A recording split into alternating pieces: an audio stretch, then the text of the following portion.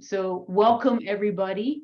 My name is Johanna Dolan. I'm going to go ahead and share my slides. I am a recovery coach professional. I am a recovery coach professional facilitator.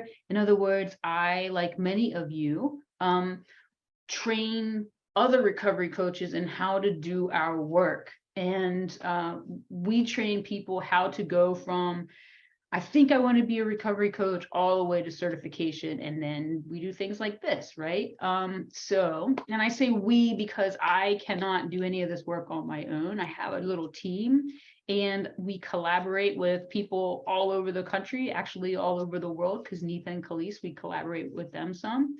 And, we collaborate with Michael and, other people that are on this call. Know that I can only see a handful of you when I'm looking this way. When you see me looking this way, I'm actually looking at the presentation that you guys are seeing. So yeah, I say we a lot because this is a team sport for us and I love everything about it, which is telling you something about my values, right? Our values either elevate our recovery coaching process or they kind of keep us stagnant. And when we start to ask ourselves questions and we start to explore our own values and we start to give ourselves space to be able to ask those questions of ourselves and wait for the answers, we're able to start to see how our values can elevate us. So today we're going to talk about two big things. We're going to talk about how being mindful and self-aware about what our values are and being intentional about living in alignment with them can aid us not only in our workspace of recovery coaching, but also in our personal lives. So as we go through our agenda, we're going to review the guiding principles of recovery. I'm going to ask some of you guys to read them. We're going to review the recovery values, and we're going to kind of take a look at how you can start to examine your own personal values. And we're going to consider these three questions as we go along. How do my values affect my recovery coaching skills? How do they intersect with the principles of recovery and the recovery principles? And do my values complement the recovery values and the recovery principles? So let's give a definition of, let's go back for a second. All right, let me make my screen a little bigger. Oh, there we go. So I just clicked on the 9 square. Okay, so what do you guys think values are before I pop it up on the TV? What are values to you? Khalees, what you got? I'm going to say my core beliefs, like something that's like, if somebody challenges it, I think kind of you discover your values whenever they're pushed up against a little. So whenever somebody challenges me or does something that it feels sticky. It feels sticky. It doesn't feel right. My heart hurts. There's something not right. So it's kind of like my inner beliefs, what I align with, what aligns with me.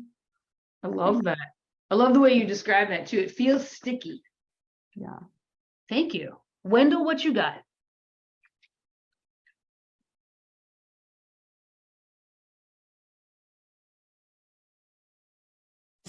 Oh, hey, how y'all doing? Hey. Let's see. I would say like principles and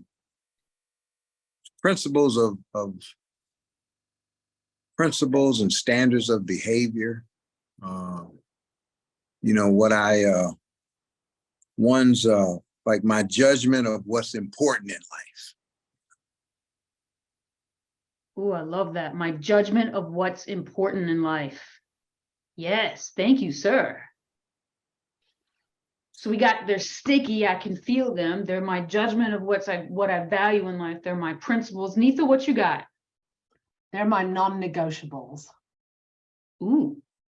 It's about how I work, how I live, how I interact.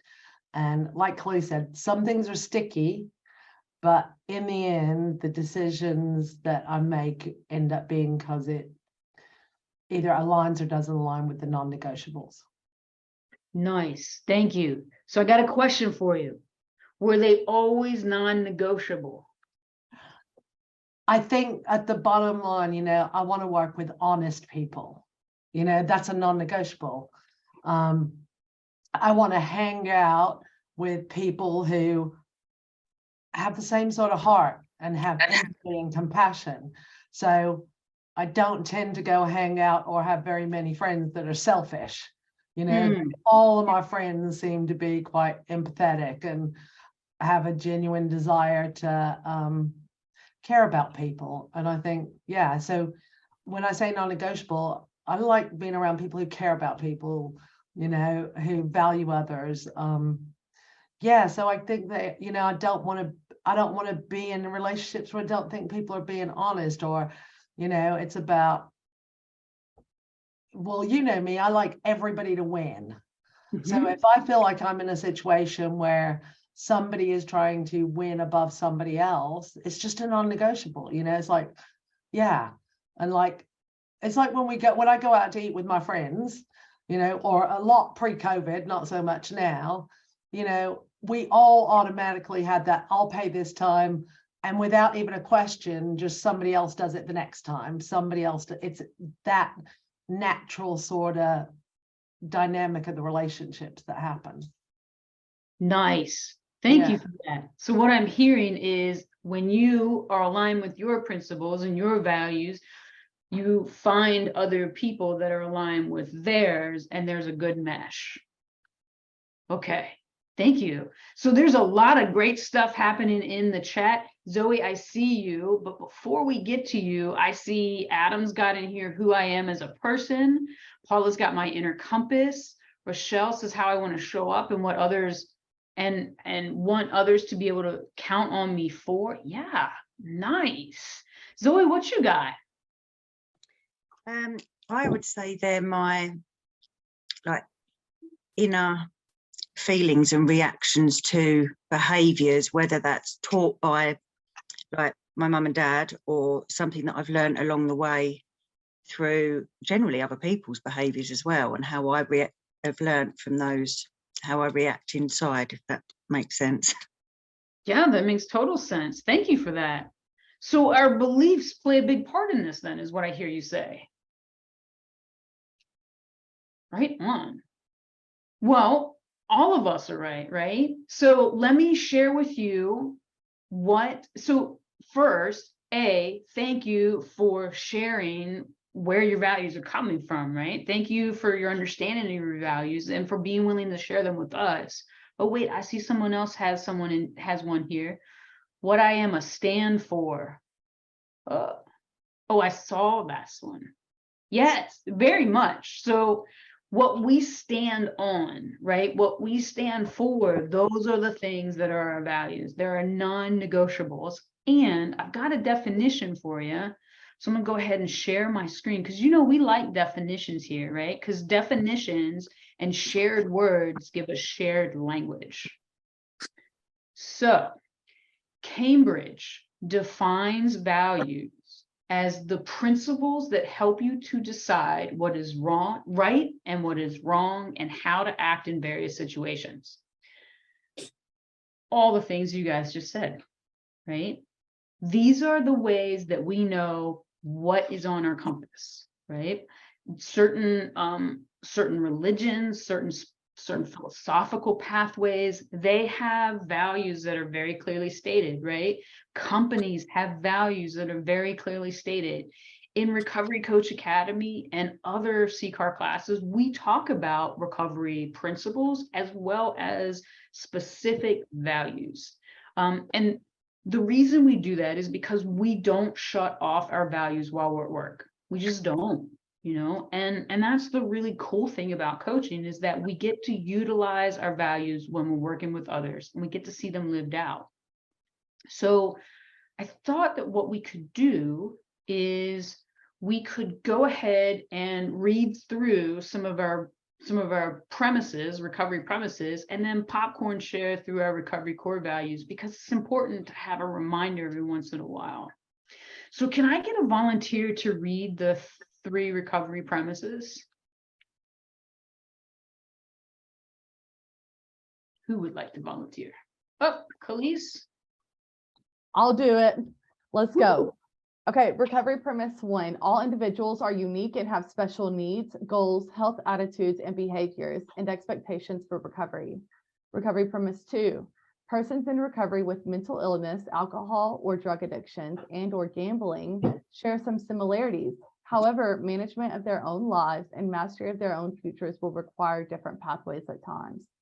Recovery premise 3. All persons should be offered equal access to recovery and have opportunity to participate in the recovery process. Amen. Thank you very much. Okay, so multiple pathways, right? Like how I am in recovery might not be the same as how you're in recovery, and vice versa. We all get recovery self-directed, right? So premises number 2 is I get to choose the life I want for myself, and I get to work towards it, right?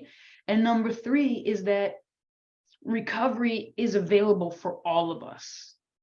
And there's a way for each and every one of us to have a pathway to it. Nisa, what you got? I got a question.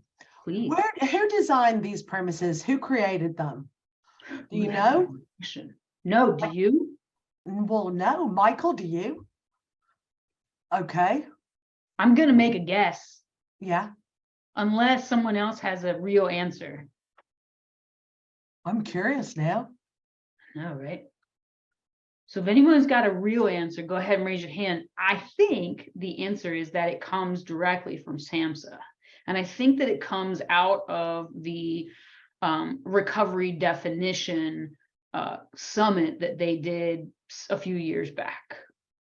Because these premises all support the definition of recovery by SAMHSA. Does anybody know for a fact? I have the C-card manual here. Hold on. Let me see if it says it in the manual. Give me 1 second. Yes. Khalees always has a CCAR manual within arm's reach. That's She's gonna get a pocket-sized one. Oh, I need one of those. Michael's like, it's gonna happen. So while she's looking that up, let's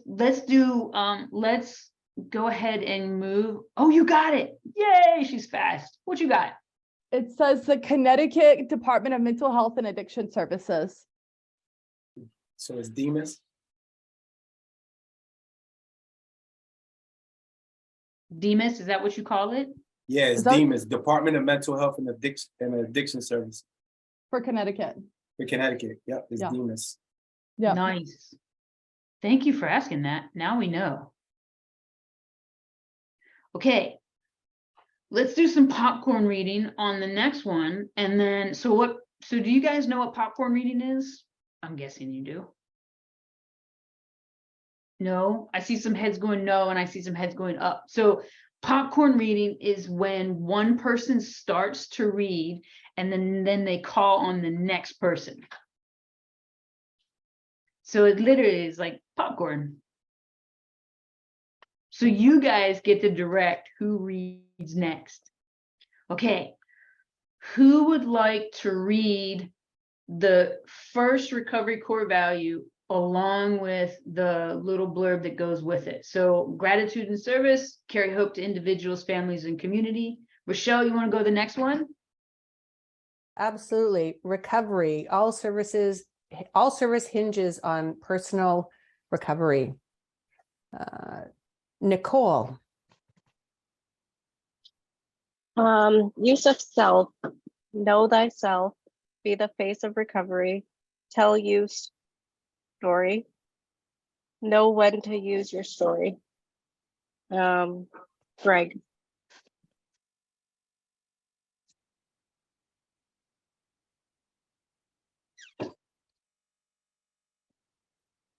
Couldn't hear you, Greg.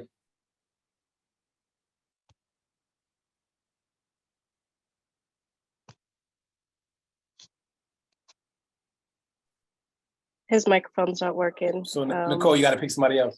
All right. I gotta.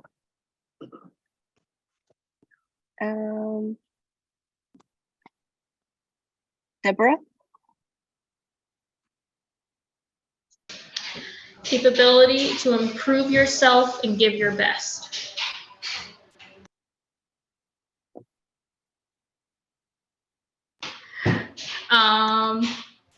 Justin. Honesty, tell the truth, separate fact from opinion. When wrong, admitted it. Sounds like one of the steps to recovery. Let's go for Rufus. Fidelity, keep your promises. I'm gonna go for I'm gonna choose Yoni.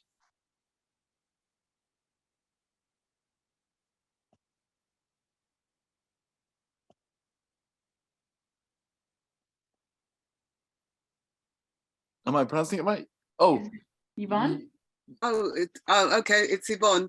oh, Yeah, sorry. that's okay. Where are we down to, or did we miss one? Good But he question. I think I we're think down we to missed- humility. Yeah, so all a bit getting a bit disjointed. Okay, honesty, authenticity of voice, accurately represent your recovery experience and the role from which you are speaking. And I can't nominate the next person because I've only got the slide on my screen, sorry. Ah, gotcha. Thank you very much. Josh, how about you next?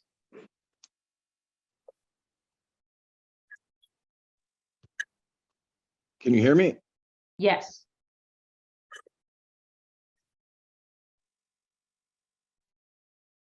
Now, there you go.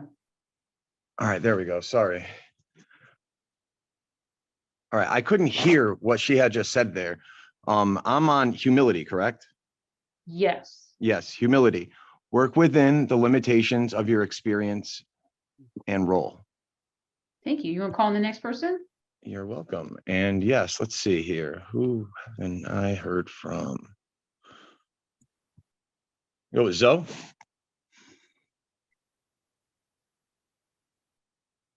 Zoe R. Oh, that's me, Zoe. Yeah. Hi. Right. Hope. Offer self and others as living proof. Focus on the positive strengths, assets, and hang on, I need to move that. Possibilities rather than problems and pathology. Mike J.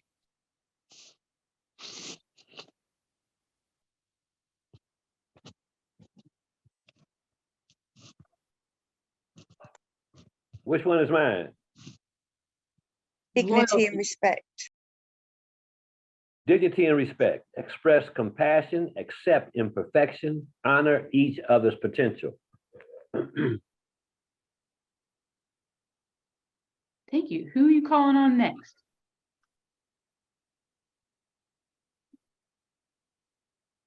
Oh, I'll take Zoe. Oh, Zoe, Zoe just went. Josh. I can't see everybody. This is awesome. Miss Connor. That's me. I'm going to take loyalty because we skipped loyalty. Is that okay? Yeah. Okay. So loyalty, don't give up, offer multiple choices. And let's go with Adam. Come on in. We know your mic works. Acceptance. The roads to recovery are many. Wilson 1944. Learn about the diverse pathways and styles of recovery. And Kevin. Thank you. This is going to drive me nuts if we don't do this. Can we go back one slide? Because we missed credibility and it kind of feels like a big one. What? Credibility, walk what you talk. Thank you. And I'm going to go with Rufus is already gone, right? Yes. Let's go with Justin. All right, I'll go again. Autonomy and choice. Recovery is voluntary. It must be chosen. Enhanced choices and choice making. Oh, how about Shelby? Discretion, respect privacy and don't gossip. And I'm gonna go with I just saw her. Where'd she go? Actually, I'll go with Ed. Bunny Rich. Okay, thank you. And where are we? Discretion, Protection. protection, do not harm, do not exploit, protect others, avoid conflicts of interest. Thank you. Who are you calling on, buddy? So I'm gonna call on, how about Mike? I knew somebody was gonna call him. Advocacy. I love it's little A and big A. Advocacy. Challenge injustice. Be a voice for the voiceless. Empower others to speak. I pick Adam Brown. I'll go again then. Stewardship, use resources wisely. And I've got a clue's not been. Yvonne. That was it. Thanks, guys. Is that it? Yeah, that was it. Nicely done. So out of the premises and the values that we read, is it difficult to live within these values? I'm gonna go ahead and stop sharing for a minute. Is it easy? Is it difficult? Do you have to remind yourself? How do you remind yourself? What do you got, Michael? So I've been thinking about this. This has like been a topic in my brain for months now, right? And when you brought it to my attention that you were going to do it, I was like, yes, because so when I first started coaching, right, I came in there not knowing about coaching, and then I learned about it. I was like, dang, I like this. You know what I'm saying? And all the values it had, it went with my values, right? And I can adapt to it because I'm a people person. I can go anywhere and talk to anybody, right? And from when I learned about coaching, I was like, dang, this is what I've been doing all my life. You know, it's been talking to people and just, you know, and really listening to people and being a voice. But then I got into recovery and I learned it. Like, so this is how I look at it. I look at it like this. Your values, if I walk into a room, I value everybody that's in that room. Not saying that nobody else does, but I'm the type of person that if I walk into a room and there's a bunch of people, my thing to do is to say hi to everybody and acknowledge everybody, right? There's some people that don't value that. There's some people that walk into the room and look at everybody and just be like, whoa, look at all these people. And they will say nothing to nobody unless they say something to them, right? So that's things, I think those are like behaviors that we were taught, right? When we were little. And when we got older, either we stuck with it or maybe something changed that changed, right? And our values changed, right? And you were saying that, I like when you asked Nita, did it change? Like, did your values change? Like, your values do change all the time, you know? And it's good to be aware of what you value, because it can get out of hand. And then next thing you know, you're doing stuff that you'd be like, damn, I didn't value this, and I'm caught doing this stuff, you know?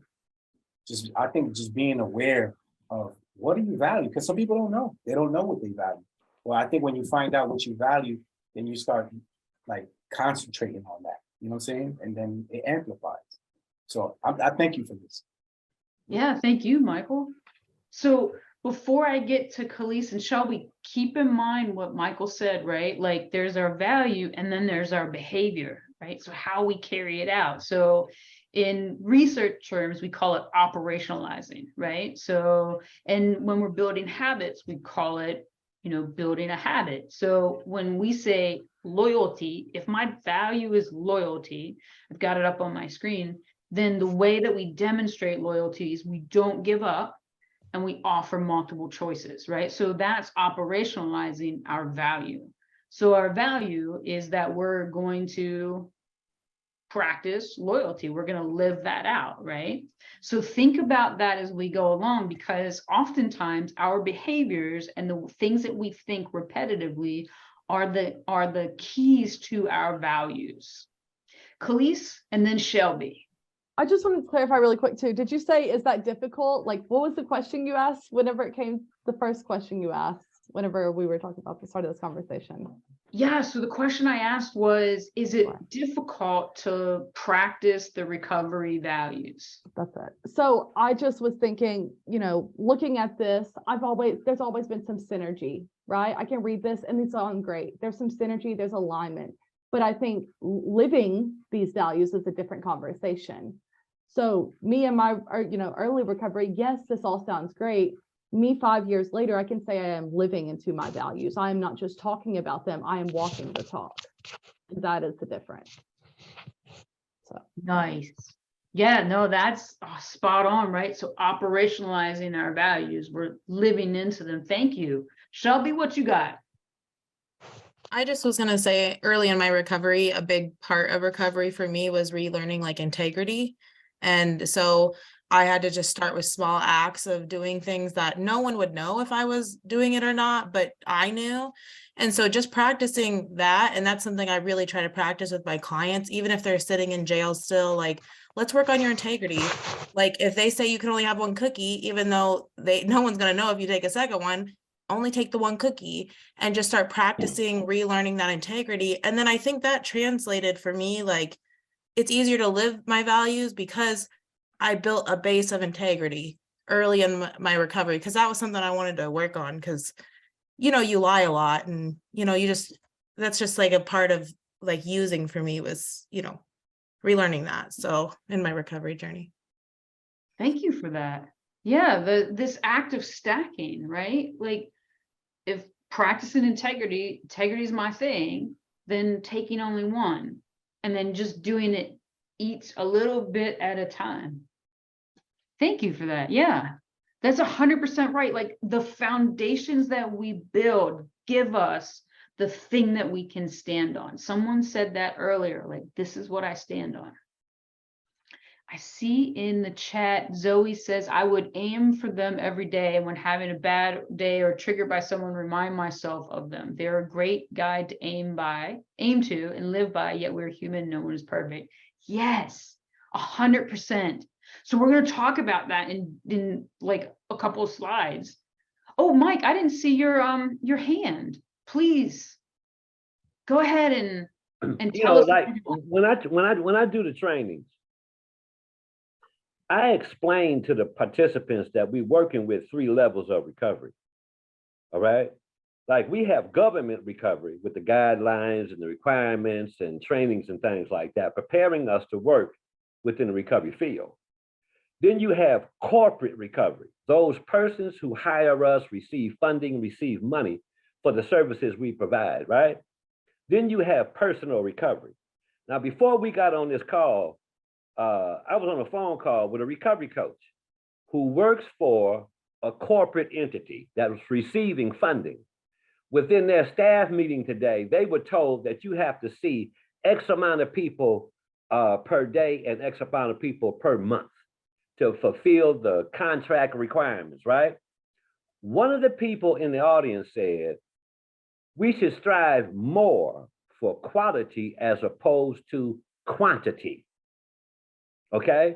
Now, one of the things that I had to share with him was this. Every now and then, when you're working within the confines of government and corporate recovery, your personal recovery will be compromised. All right. It will be compromised. And those persons need to be honored, because some recovery coaches are leaving the field because they see to where their personal recovery values are being compromised by corporate seeking profits, right? So the agency says, well, if we don't see X amount of people, we'll lose our contract. Now, one dude had the audacity to see 308 people in 1 month. And my question is, well, how the hell did you do that without doing group? You follow?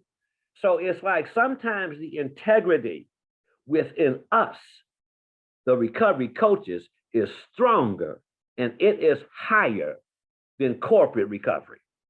All right. And that's one of the things that I want to say, because another thing I tell recovery coaches is that it's a damn shame to be right, but have no power.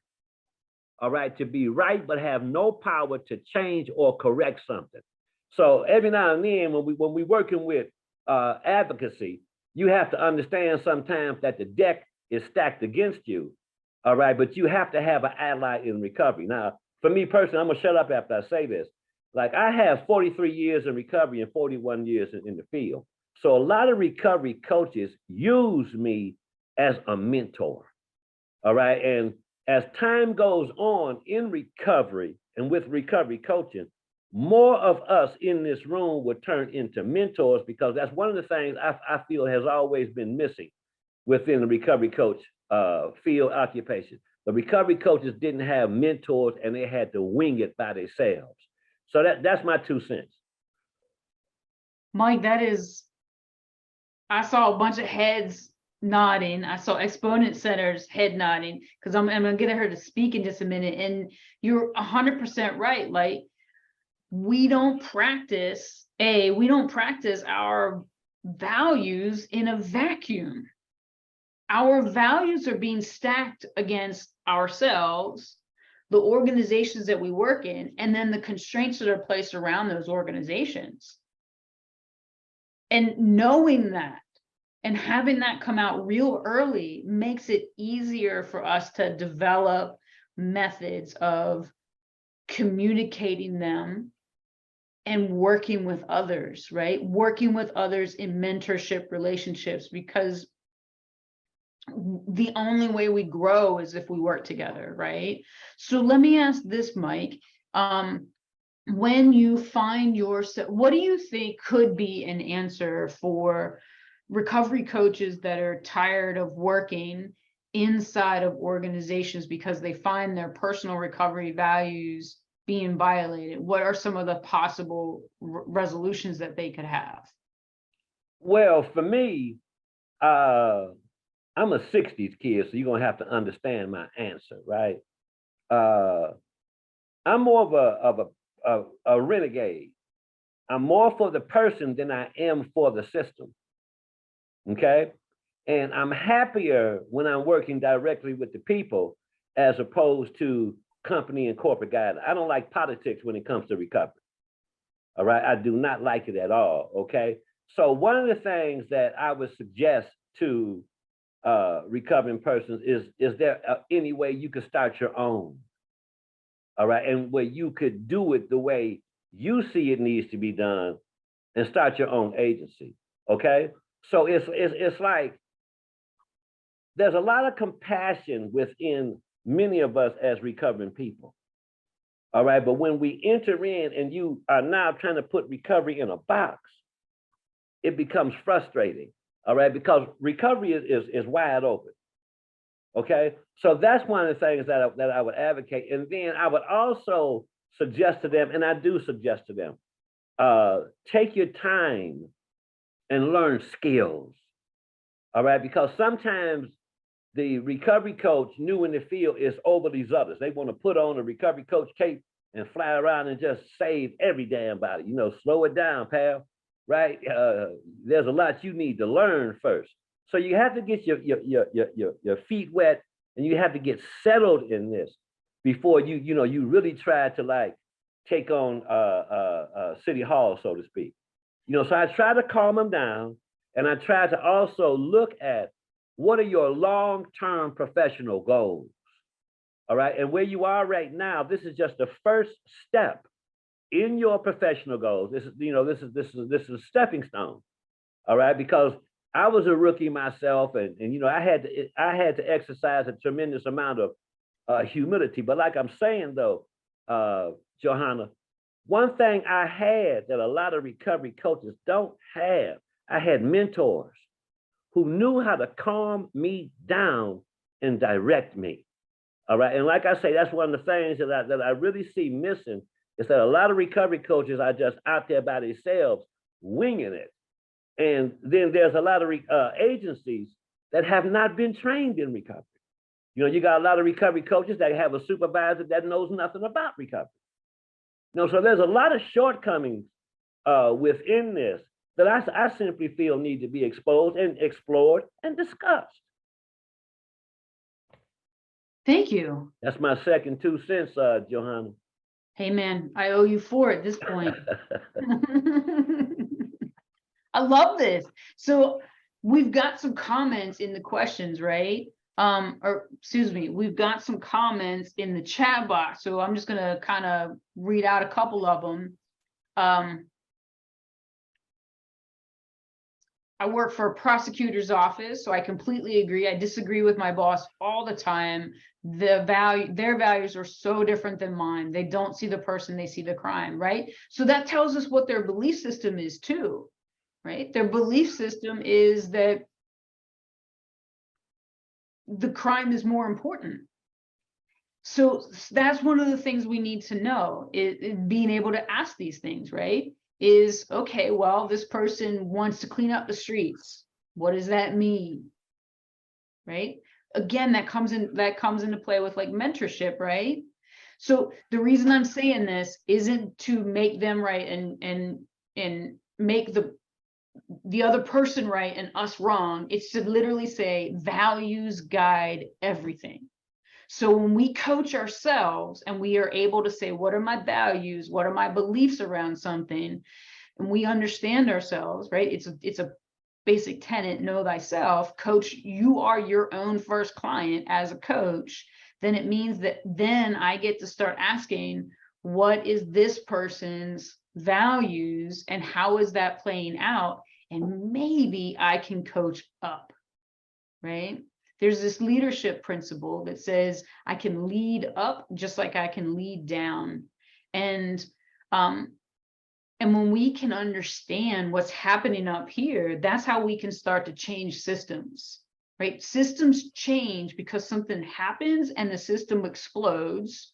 Something, enough people are like, wait a second, this is BS, I'm not going there anymore, and the system shuts down, right? Or when enough of us are like, wait a second, what's the real purpose of this? And is it even valid anymore? Again, it's like individuals, right? So we ask ourselves these questions about our values, we coach ourselves, then we can also coach organizations because we can start to ask about the organizations. I saw someone else had said in here, false advertising when it comes to seeing organizations' values, right? Then maybe they have a different definition of the values than we do, right? Or because their organizations are so big. That's the value of powerful questions, right? We got to ask powerful questions. It can be challenging when your organization's values and actions don't align with your own core values. Yes, it really can be. I feel like the RCA community will be my support and mentors. If I winged it totally alone, I will want to help everyone, like Mike J said. Yes. Oh, that's good, right? Because it says you have a heart for this, right? So Exponent Center, I know that is not your name. Would like to add anything? I look at my students as an individuals. I watch them every day they come in. I watch their eyes, how they move. Because on day one, they come in real. The next days they come in, if something happened to them, you know, they're having difficulties where they live at. So I try to make sure that they know that they're in a safe zone. I try to make sure that every sour lemon, I find a sweet apple inside of it. I think of A, B to Z plans because everybody's different. How people receive information is different. So we got to learn, who am I sitting in front of before I say, oh yeah, I'm a coach and I'm going to do this and we're going to do that. Tell me about yourself. What are your boundaries? I don't want to hurt nobody's feelings. When you coming from the street, it's a whole different kind of values out there and boundaries. And then I am who I am and they are who they are and I accept them for who they are. You know, I get the guy that said he works in the prosecutor office. Sometimes people don't really know what addiction is because they don't get it. Anybody can have an addiction to anything, you know, and it is the way that it is. And I have to, even in my office, in my agency, some things I don't agree to. So I go home, I meditate, self-care, and I come back. I have a whole different mindset on how things are. I'm gonna do it your way, but how I can do it your way. That's it. Thank you so much.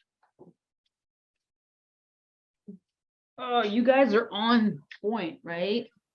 Knowing how our values act, what they are, and how we display them, and how we get support, and what we're going to do when other people's values don't align with us are massively important. There's a lot of other things that make up the value conversation, right? So one of the things that we need to do, oh, I'm going to share my slides with you again, because we got to talk about how we can figure out what our values are, right? So you guys have probably all seen a worksheet that looks similar to this, right? There is a bunch of random values listed out, everything from authenticity to wisdom, loyalty, and everything in between, right? And it says in a big broad way, like, hey, pick the top 10 things that you find to be the most valuable. Because that's another way that we gravitate towards values, is we say, okay, these are the things that I stand on. These are the things that guide me for right and wrong, but these are also the things that I place tangible value on, right? If I see someone that's fun and I value fun, I'm probably going to be more naturally, I will probably gravitate towards them more than someone who is maybe serious. Even though I like serious people, I just like fun people more, right? So that's how these worksheets work, is they get us to think about that. Like, okay, which one of these things is most important to me? And then it goes down and it whittles it down, right? And it says, okay, out of those 10, what are the top 5? And then from the top 5, you whittle it down to like the top 3. And then it goes through, like, when you have a worksheet like this, then what you're doing is you're asking yourself more questions, right? Like, okay, you got your top 3 values. How are you going to live them? How do you live them now? How are you betraying yourself if this is your value, right? And so betraying yourself could look like something like, well, if I value fun, but I'm always watching horror movies, then I'm probably living with some sort of anxiety, right? I'm just making that up. But you get what I'm saying, right? Is that there are, there's things that we do that we have to look at and say, how does that align with my value? And does it align with my value? And if it doesn't align, it doesn't mean that we're bad or that we're doing anything wrong. It just means it's time to develop a new habit, a new behavior, a new thought that can help us to become more in alignment. When you can play and like test your values, ask good questions like, how am I doing this? How does this play out? It starts to get you in alignment with understanding A, who you are, B, understanding who other people are, and C, like help you to understand why we have the reactions that we have, right? The reactions that I have are shadow values.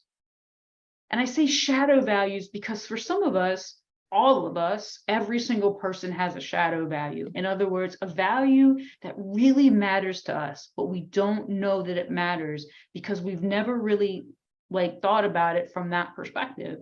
We've thought about it like, this person is doing this, X, Y, Z, right? Law of cause and effect. And so I'm having this response.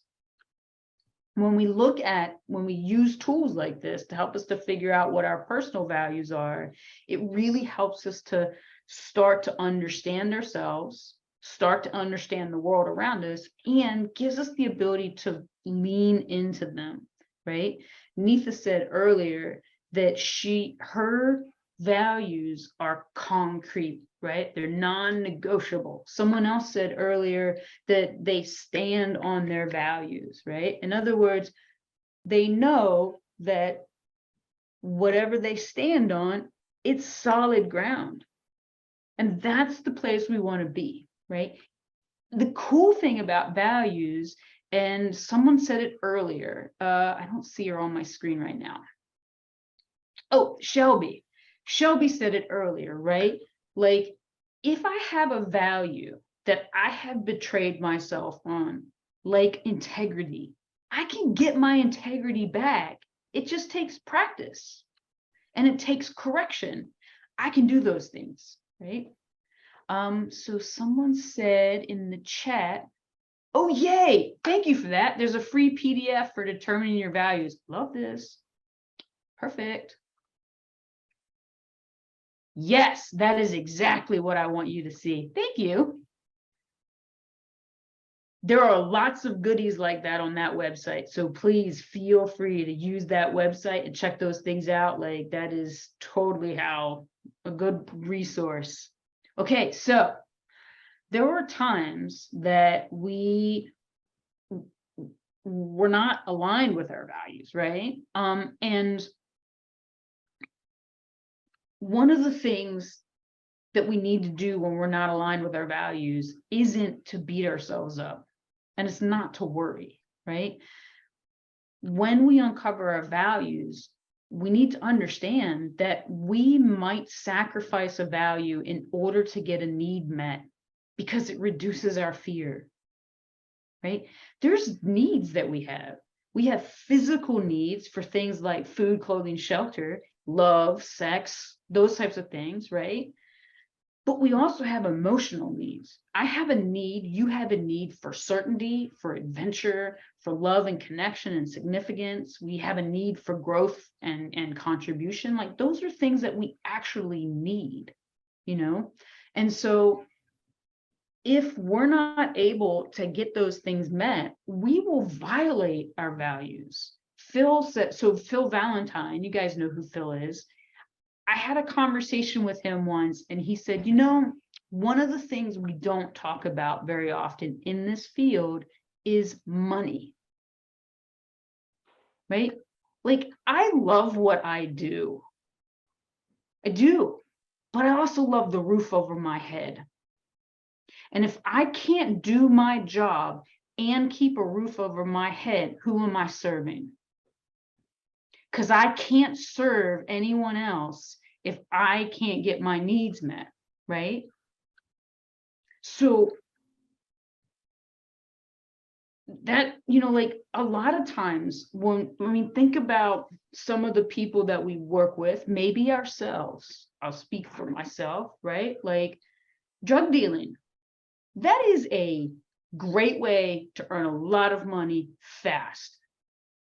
And for a lot of drug dealers, right, that is a very specific set of skills, right? You got to know selling, you got to know marketing, you got to know how to hook, how to keep people going. So you know relationships, right? Those are things that can translate to somebody to a different job, you know, where you can get the money to pay your bills. A lot of people are not dealing because, you know, they want to kill people. That's just not what people do. I mean, not many people are like, yeah, I value killing people. Maybe some do, but probably most of the people that we work with don't.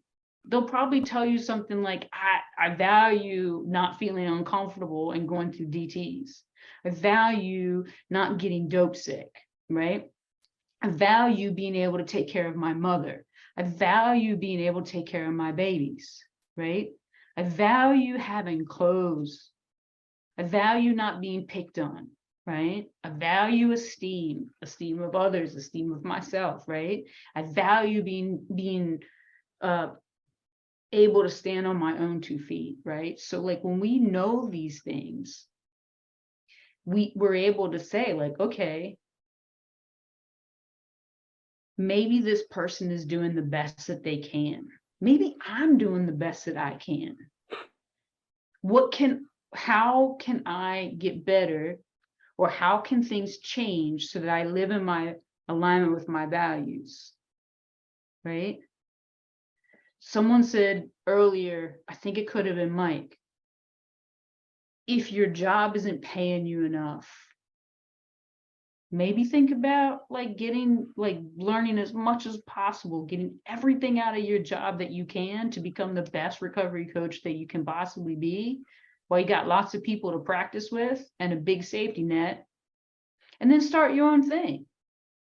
But know that there's going to be a lot of work with that too. Right?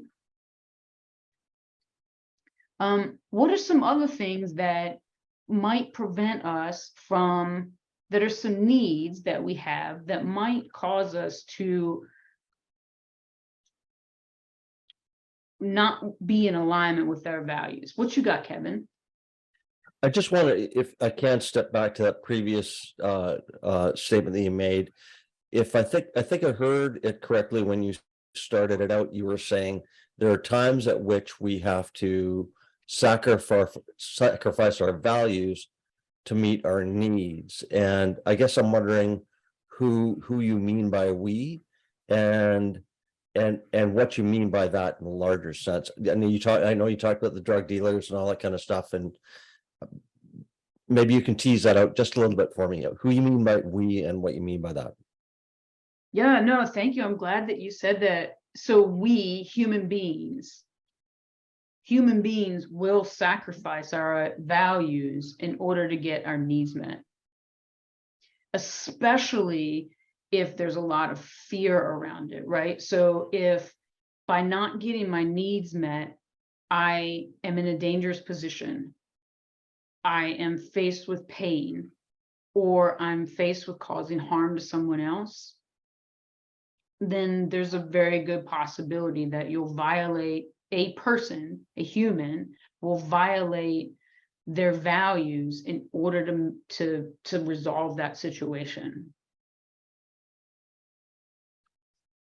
Absolutely. Shelley, what you got? Yeah, I just really was thinking about this because there's an example that comes to my mind when I think about that.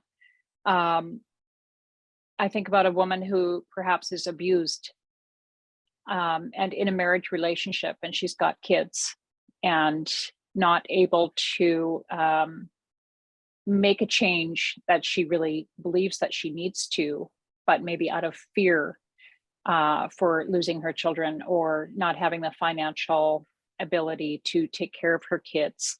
So out of, she would sacrifice her value, which is to have safety and security for herself and her children in order to meet the needs, her own physical needs of being, and keeping the family together. Some values maybe are almost in opposition to each other.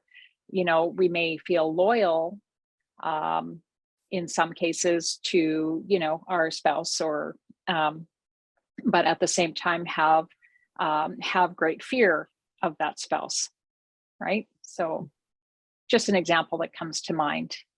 That's a beautiful example. So how would you coach someone who's going through that situation? Well, it's part of that, I think, would just be, having a firm grasp on what the costs of staying the same are and what the costs of change is, right? And doing that sort of chart of accounts, that pros and cons, and finding resources where they may be able to see their way through the forest, right? To be able to see how, okay, so if I don't think I can do it this way, what other resources might be available where I can make something else happen, right? So yeah, just developing that I guess supporting their and affirming,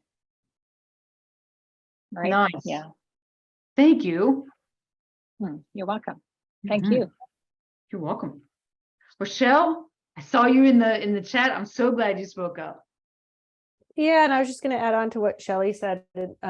I work pretty much exclusively with women who are wanting to change their relationship with alcohol. And what I see a lot is women coming to me because they've been betraying themselves. And I like that word that you used, like betraying themselves around their value of personal health, personal well-being, by trying to do it all and be it all for other people in their lives, their family and their work and others. And so they themselves and their value around their own worth and well-being gets betrayed or stepped on, and they come to me wanting to shift that. So I see a lot that incongruence between, you know, that personal core value and how they're living their lives and their desire to change that.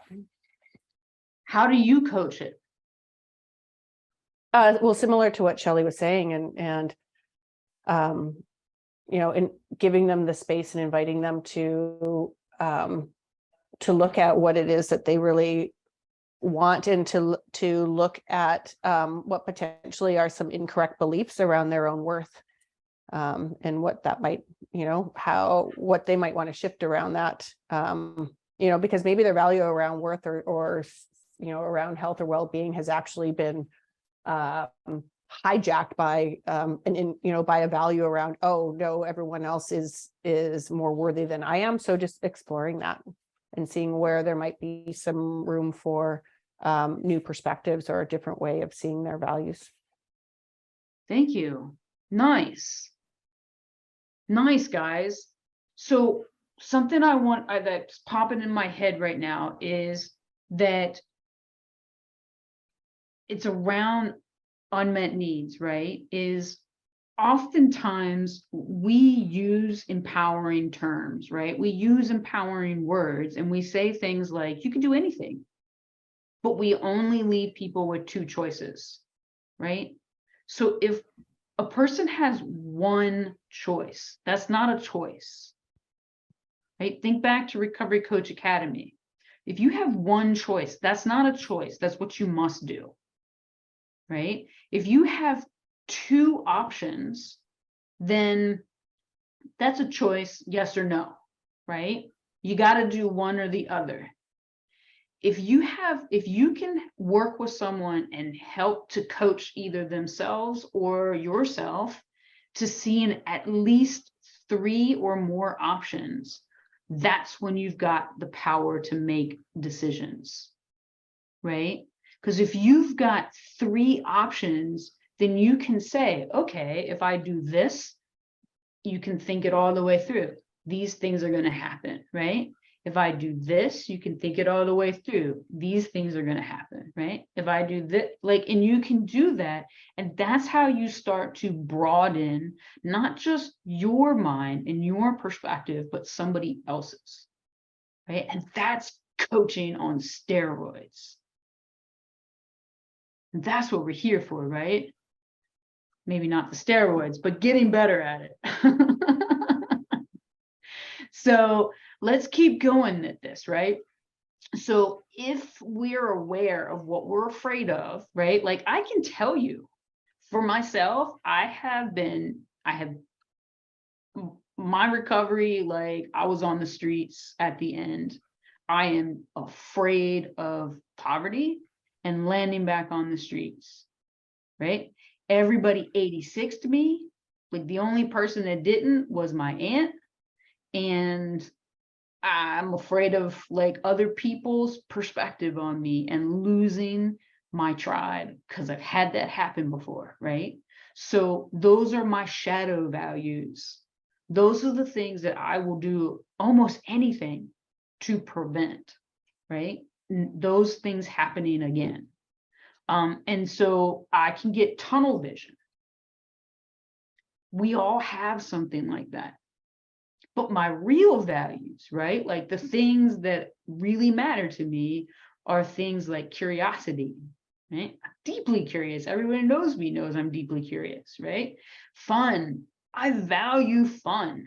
So if I can do something that is entertaining and I can get nerdy on, right? Or I can explore and I can make a good living at it, I'm sold, right? And being aware of those things, like being aware of what our fears are and then being truthful about what we need, you know, it helps us to ask for things, right? So like a really good example is something like, do I value wealth or do I want to make sure my bills get paid? Well, you know, working in this field, I want to make sure my bills get paid because I really value working with people like myself, right? So I might not get wealthy. Some people do, but I'm probably, you know, like the chances of that are pretty small. So I want to make sure my bills get paid. Do I value friendship or am I afraid of being alone? Right? Like, I like friends. I also don't like to be alone, but it's worse to be alone with people I don't like and who don't like me. Right? So those are the powerful coaching questions we get to ask. Do I value status? Or do I just care a lot about what other people think of me? When I can be honest about it, you know, like, I mean, come on. Some people do like status. I like status. That's why I have my own company, right? That's why I am ambitious, right? I'm an overachiever. I like status. I bet you some of you guys are like, oh yeah, me too, right? Because one of the things I've learned about coaching is that if it's in the chair, right? If it's in the room, if it's in the chair, it's in the room. So if one person feels it, other people do. So there's nothing, absolutely nothing to feel badly about your perspective or your experience, right? Nothing to feel bad about my perspective or my experience because somebody else has them too. Maybe not my flavor, but, oh, that's a good question. 86 means kicked out. Yeah, it's used in food and drink. Well, I love this. This is a great definition. Used in food and drink services to indicate that an item is no longer available or a customer should be ejected. Beyond this context, it is generally used with the meaning to get rid of someone or something. Yes. It's a term that was widely used in clubs because I was a club kid when I was, you know, out there. So it's still a term I use. I'm glad you called me on it.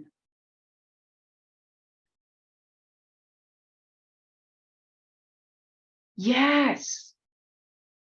Ooh, that's really powerful. I like the brainstorming around this topic. There are organizational values that get compromised for recovery coaches with job jeopardy, role clarity. Yes.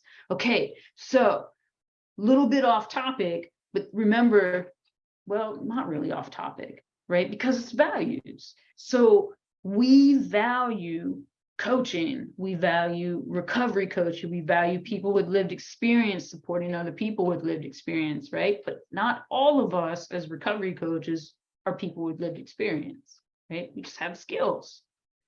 And we hang out with a lot of people in recovery, right?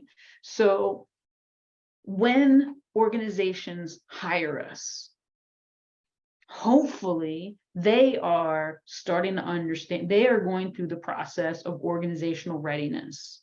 Sometimes they're not, right? And that's an opportunity for us to coach up, right? There's a lot of things around organizational readiness that we can take advantage of. So there is the recovery-friendly workplace movement. Like a lot of New England states, New Hampshire, Rhode Island, Massachusetts, I think Connecticut's got like some really solid ones, Pennsylvania, New York, New Jersey. It's huge, it's like moving throughout the entire country. Recovery-friendly workplaces make space for all people in recovery. And then SAMHSA has been doing an outstanding job. I'm saying that because I've had the privilege of being able to sit there and listen to them and read some of the stuff that's coming down the pike. They've been doing an outstanding job of saying, what do organizations need to be ready for change that includes hiring peer support workers and recovery coaches, right? So to Mike's comments earlier, right? Like people are aware that these things are there, that the values are incongruent and not in alignment. And so organizations have been developing these things. So by us reading them and understanding them and being able to point our supervisors and HR directors, et cetera, to them, we can help in the same exact way that we support the people that we coach. So I'm really glad you said that. Okay, let's see what's next. Oh, going backwards. Oh, there we go. Yeah, so the big question is, the big question for using our values to guide our coaching process is what drives us, right? What are we aiming for? So like, let's take a few moments and answer that one. What attracts you to recovery coaching? Like, why are you here? What are you aiming for? Rufus, what you got? I just think it's a very simple thing. It's just seeing someone go from, well, let's just say rock bottom to just going somewhere, just sort of slowly progressing day by day, and just watching that sort of evolution of someone just going from strength to strength, and just seeing that would just be a very inspirational thing. And I would just love to be a part of that journey. That's what drives me, is just seeing someone who's really going through it, and just watching them slowly progress would just be a beautiful thing to witness. That's awesome. Thank you. Neetha, what do you have? I think I found recovery coaching, and the reason I'm probably here is because recovery coaches saved my daughter's life. They saved our family. And if I can share that with others and leave a legacy that is above and beyond me and my daughter, that's why I'm here. Love that. Thank you. Aaron, what do you have? Hey, what inspires me is I think about my own, I guess I will call my previous life. I never really stigmatized anyone growing up, but in the community I grew up in, I lived in the inner city. There's a lot of drugs, violence, and such. But I never stigmatized anybody. I just couldn't understand, like, why do you just continuously use substances and the quality of your life is not so great? Not until I had gone through my own battles with substance use disorder and alcoholism, I felt extremely empathetic to those who I knew from the past. Okay, and then getting sober, I again think about myself like this was a tremendous step that I've made, and I've grown in so many aspects, like many of you have, professionally, personally. I raised my kids differently. My entire outlook on everything is different. One of the things that I focus on a lot with my recovery is my old behaviors, bad behaviors, current behaviors that arise from past trauma, from past, lack of knowledge and understanding. I want to give that to the next person. I do treat recovery holistically, and I try to present that to peers. I try to lead by example. That's what inspires me. Like, and I think we can all. It's really cliche to say, if I did it, you can do it. But it really is true. Like, I really I try to use myself as an example so much to the point where it's like, dude, you don't know where I was at. You don't know my criminal. You don't know my jacket. You don't know the things I've done. And for me to be where I am today, it's possible. You can do it. That inspires me to inspire others.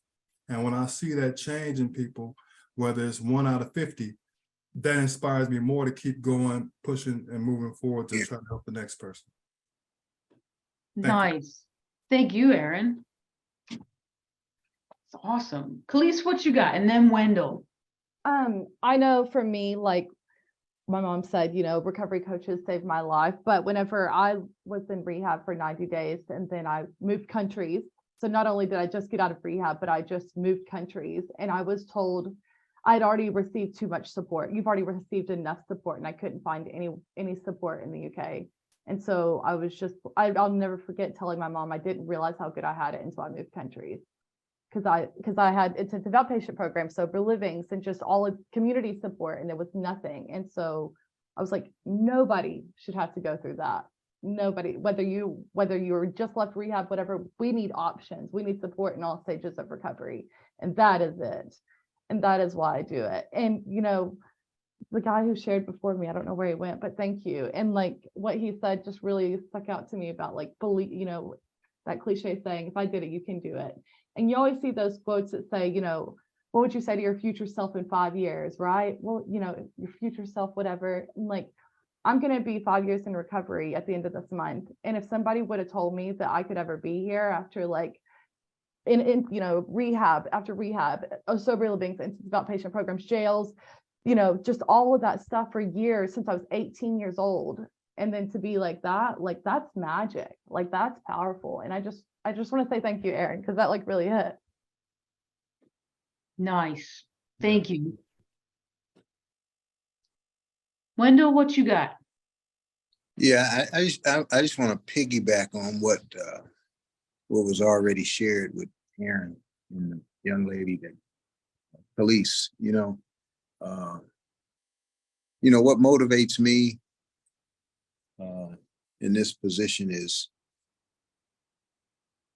to be living evidence, right? That change is possible, right? That it's real. Change is real, you know. And for me, just to be a part that can be a part of someone changing their lives, right? Getting them, helping them think differently, which the hope is that they will behave differently, you know. And to be, you know, what really is the juice for me is being that connective tissue, connecting them to the recovery community, right? The community, you know, that this is a safe space of people who want to see positive change, who want you to experience the change, and that it does exist. It's real. You know, it's real. You can touch it, you can feel it, you can live it, you know. So that's the juice for me. That's the juice for me. Thank you very much. I love that passion. Annette, what you got?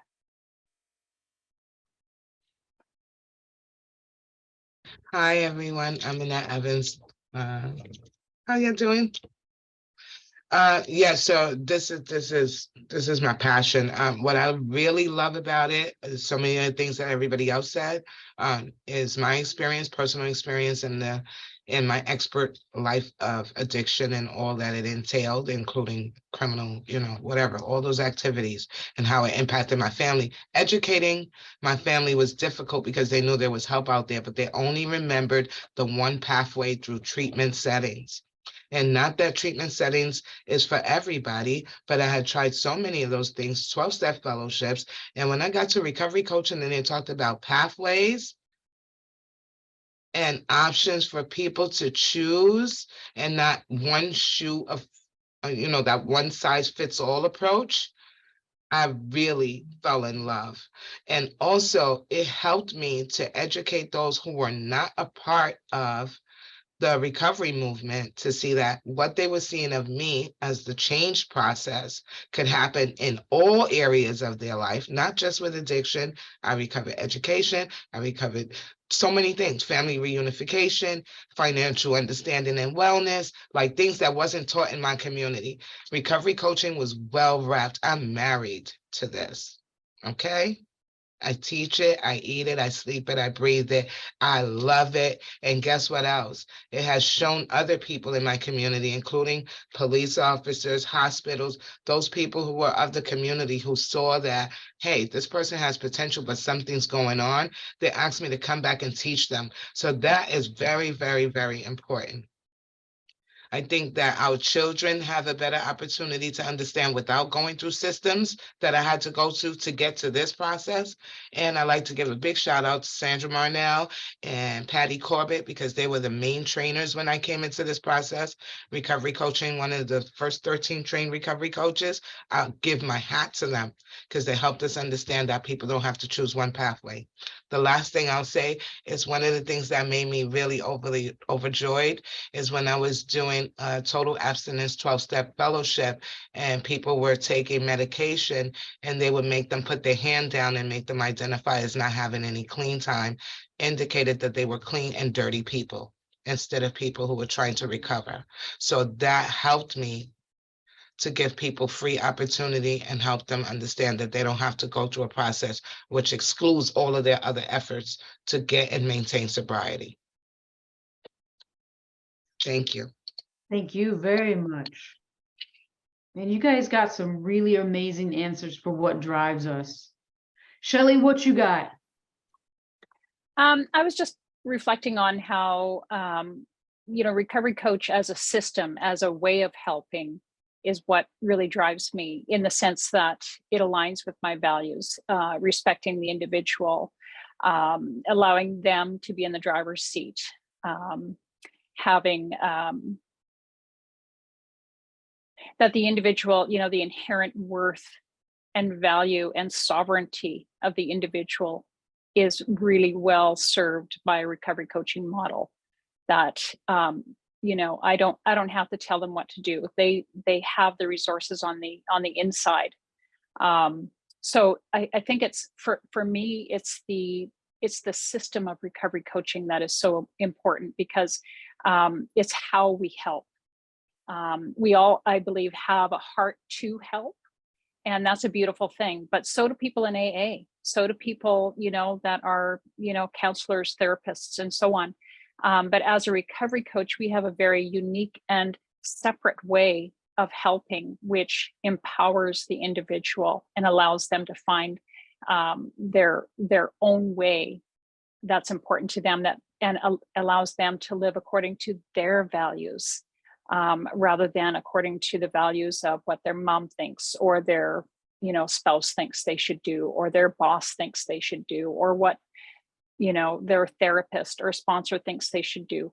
A recovery coach is just there as a sounding board, as a resource broker, as a someone that can support without directing. So it's the how of helping that I think is really powerful in the recovery coaching model. Thank you very much. Yvonne, what you got? And then Michael. Well, kind of some of the things I was going to say was said already, but I'm going to say what motivates and drives me is the experience I've had with becoming sober was not a good one for me. It was very clinical, and I am a non-clinical person. I had to learn that because I didn't know the difference until I learned it. So I actually was grandfathered in since 2015 from Florida as a recovery coach. That's when the Florida Certification Board was providing SERPA certifications for individuals in New York. So I got grandfathered in since 2015, but I decided to go, I still was struggling. So I decided to go to take some KSAC, 350 hours of KSAC, hated it. I'm sorry if there's any KSACs in here. Again, clinical, it was not for me. All right, and then I got further into the whole recovery coach process and becoming a trainer and getting on the trainer registry and working with CCAR, and then it just took off from there. So that was my experience. I'm not a clinical person. I also their own way, my own way. I was interested in the different pathways, which helped me stay sober. But before that, I struggled for years trying to find my way through clinical support, and it just didn't work for me. It didn't work for me. And so I stayed with recovery coach, and I am applying for my RCPF, and yeah, I love it, and I'm going to stay with it. I like Annette, I think I'm married to it now. So, I mean, there's no turning back from it because I love it. It's refreshing. We have at my agency a large mentoring program.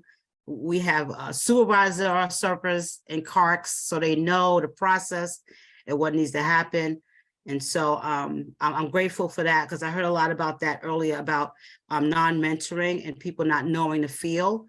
Unfortunately for me, we have a lot of that, at my agency. So they're moving forward with all peer interns being certified either through certification board or ACE Institute certified, because that's the, I'm going to say that's the road in which my agency is taken, that everybody gets certified under lived experience. So Nice. Thank you very much. Michael, what you got? You want to be the last? Am I the last one? Somebody else is gonna raise their hand. I guarantee it. So when I talk, when I listen to this, right, and the motivation and stuff, Phil, we have a staff meeting once a month. And Phil, he's always telling us either you're being positive or you're being negative. And if you're being neutral, you're being negative because you're not pushing nothing through, right? And I always look at it like a current, like a river. You know, we flowing through this river, and then Phil loves to put it as he's on top of this mountain looking down at all of us, and we're different streams. We're just different streams, right? So when I started working at CCAR, I was emergency department recovery coach. I did it for 3.5 years. And this is where I developed my art, right? This is where I used to work double shifts, and I had this passion for recovery, and I still do. Like, I still do, but it just like amplified in a different level. Now I want to make people understand that this does work. The transformations are real. I've seen it. I'm a witness, and I've seen transformations where people are in the emergency department at their lowest, and they're like, there's no hope and future for them. And then all of a sudden we step in there, give them a little bit of hope, give them a little bit of tools, and then teach them self-efficacy, right? And then they turn around and then they become coaches, they become volunteers, they become productive members of society. They're working now, and they're just like, you should see them, they're on fire. And that's that passion that we want to just continue. We want to be that flame, right? That when we pass by, somebody else catches that fire. And it always reminds me of Art Woodard. And that's the reason I wanted to become a coach. I sat in this man's recovery support group that he used to come to the centers, and I was like, this is what I want to do. This is exactly what I want to do. This is how I'm going to help myself and how I'm going to help others help themselves. And I look back at it like that, what Phil says. He's like, listen, you either being positive or negative, but you can't be neutral, because if you're neutral, you're negative. And we just need to practice this more, right? We need to just keep practicing our art, and just like, and then other people will see it and then be like, damn, I want that too, you know? And that's what motivates me. Thank you very much. Guys, I just got to say, like, thank you for this conversation, and thanks for sharing what drives us. Like, you guys, I mean, I say us because all of you guys that spoke up, like, you spoke to what works for you, what drives you, what guides you, and so many people in the room. Like, I don't know if you were watching when you were speaking, but so many people in the room are nodding their heads or writing like preach and all that sort of stuff right there in the chat. So you, like, your things, our very personal reason for what attracts us to recovery coaching really matters. And when we understand that, we can find ourselves, we can place ourselves in the positions that will help us to serve our mission and allow us to be the best possible coaches that we can. And it all starts with us understanding who we are and why we do this and how we operationalize our values in our lives and in our work can not only set us free, it does set other people free too. So thank you guys for hanging with me. Thank you for hanging out with all of us for this February webinar. And thank you.